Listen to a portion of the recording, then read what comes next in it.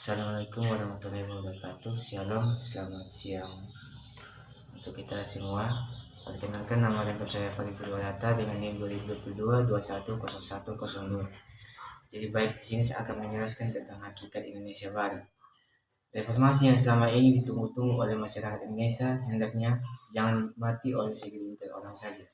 Dalam arti hanya mereka yang sedang berkuasa, baik di pihak eksekutif maupun di pihak legislatif. Akan tetapi, hendaknya juga dinikmati oleh seluruh lapisan masyarakat. Pemerintah jangan hanya memikirkan bagaimana mencari uang sebanyak-banyaknya dengan mengorbankan yang sekecil-kecilnya, sehingga berjuang untuk meningkatkan pendapatan asli daerah melalui pungutan pajak dan distribusi. Karena semenjak digulirkannya reformasi, yang terlihat semakin meningkat, hanya semakin banyak pungutan. Pemerintah hendak menilai kembali sudah beberapa banyak mereka bekerja selama ini. Apakah sudah tepat apa yang dikerjakan tersebut atau belum? Kalau diubah menjadi bentuk lain, harus dipikirkan perubahannya. Memilih hal yang seperti apa yang harus diutamakan dan apa yang dinomorduakan karena tidak terlalu penting. Setiap pilihan hendaknya dipertimbangkan untung ruginya dari berbagai segi secara seksama. Bukan hanya dalam segi ekonomi dan politik saja, tetapi juga dari segi budaya, agama, moral, adat istiadat, hukum, dan sosial sehingga tidak ada yang dirugikan. Berikut ini akan memperjelas keterangan tentang yang pertama, hubungan legislatif dan eksekutif, kedua, keseimbangan administrasi negara, ketiga, ideologi dunia, dan yang keempat, filsafat administrasi. Saya akan jelaskan yang pertama, yaitu hubungan legislatif dan eksekutif. Sebagai wakil rakyat yang mengartikulasikan dan mengagregasikan kepentingan masyarakat, legislatif harus menyuarakan kebutuhan masyarakat. Itulah sebabnya mereka disebut sebagai anggota parlemen, karena parle berarti bicara. Akibatnya mereka sering mengkritik pemerintah dan dalam sebuah musi tidak percaya. Karena mereka sering mengkritik pemerintah, semua musi tidak percaya.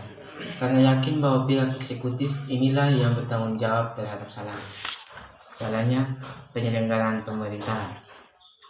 Misalnya muncul korupsi yang menggelapkan uang negara, terjadinya kolusi yang memenangkan tender pihak tertentu yang melakukan penyogokan, dan terjadinya nepotisme yang memilih keluarga mereka yang tidak berbakat dalam mengisi jabatan lowongan dalam pemerintahan. Kritik legislatif dalam mosi tidak percaya biasanya disampaikan dalam laporan pertanggungjawaban jabatan. Hal ini kemudian membuat pemerintah berjatuhan baik bupati maupun para kepala bagian kesekretariatan daerah dalam tugasnya, dan akan berakibatkan pada hambatannya berbagai laju pembangunan ekonomi, bahkan gaji pegawai pun tersendat. Jadi bahwa dalam perkembangan pembangunan politik yang semakin meningkat akan berbanding terbalik dengan pembangunan ekonomi yang semakin merosot. Inilah yang terjadi akhir-akhir ini di negara kita sejak diletuskannya era keterbukaan. Para anggota legislatif hampir setiap saat menghujat pemerintahan, itu pun karena mereka didesak oleh demonstrasi yang tidak berhenti-hentinya di berbagai daerah. Sebaliknya, bila dibandingkan dengan keadaan sebelum reformasi, ketika pihak eksekutif mengebiri pihak legislatif, karena ada anggota legislatif adalah istri dan anak aparat eksekutif yang tidak mungkin mengkritik kepala rumah tangganya, sehingga pihak legislatif dikenal dengan istilah 7D, yaitu datang, duduk, diam, duit, dengar, dengkul, dan dos. Artinya, anggota hanya terdiam diri saja selama sidang, tetapi memperoleh honor yang lumayan besar. Itulah yang membuat pihak eksekutif seenaknya melakukan korupsi, kolusi, dan nepotisme, karena tidak akan ada kritik dari legislatif. Yang kedua, keseimbangan administrasi negara. Dari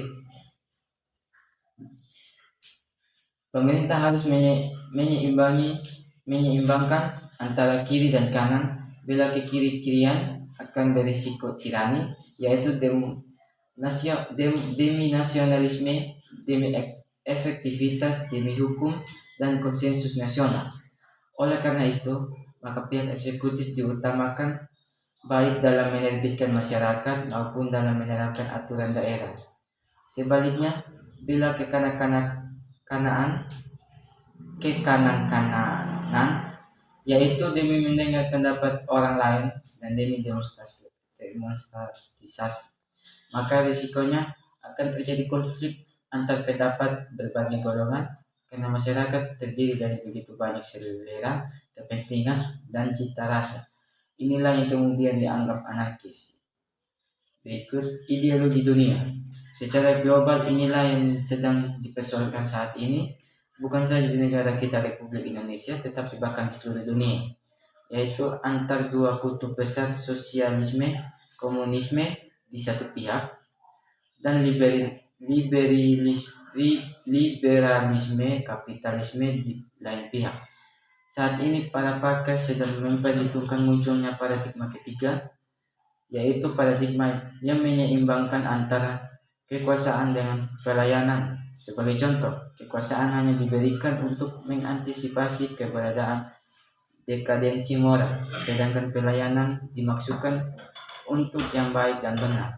Paradigma jalan tengah inilah yang disebut ideologi Islam. Yang berikut, filsafat administrasi negara. Munculnya pemisahan antara logika, etika, dan estetika tersebut akan disampaikan sebagai berikut.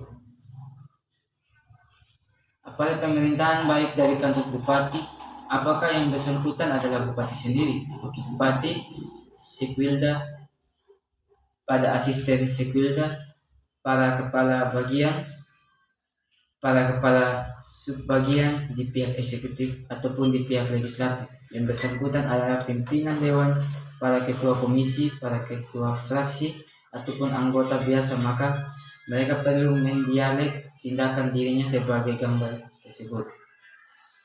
Ketika yang bersangkutan adalah hanya ilmuwan, maka dia hanya membedakan benar atau salah saja. Kendati dia juga seharusnya seorang moralis yang dapat membedakan baik dan buruk. Bahkan sekaligus ia harus mampu menjadi seniman pemerintahan, yaitu mampu membuat surat keputusan yang berpengaruh, berpidato secara cantik, memimpin secara manis sebagaimana seniman pemerintahan yang memiliki jiwa kepamographajaan. Inilah administrasi negara yang handal. Dengan demikian akan lahirnya yang namanya manusia unggul dalam pemerintahan yang akan datang. Bukan hanya sekedar memungut pajak dan retribusi saja, tetapi pemerintahan harus memiliki rasa betapa miskinnya rakyat saat ini.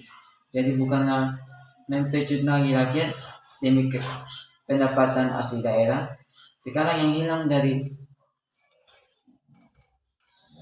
pimpinan pemerintahan ataupun aparat wakil rakyat adalah perasaan yang berasal dari rasa seni pemerintahan itu sendiri. Kemudian yang hilang adalah moral yang berasal dari etika pemerintahan itu sendiri. Mereka hanya berlogika tetapi tidak beretika dan tidak berestetika. Artinya para pemimpin pemerintahan baik eksekutif maupun legislatif hanya pintar tetapi tidak bermoral dan tidak berseni. Itulah yang disebut benar tetapi tidak baik dan tidak indah. Kepemimpinannya sebagaimana telah disampaikan di muka. Jadi pemerintahan daerah hendaknya menggali potensinya masing-masing dalam dimensi otonomi daerah dewasa ini. Kalau perlu belajar dari daerah lain yang sudah maju atau bahkan dari negara lain bila memungkinkan, terutama potensi pariwisata yang memang sudah diciptakan Tuhan yang Maha Kuasa, menarik dengan keberadaannya masing-masing. Jadi baik, sekian dari saya.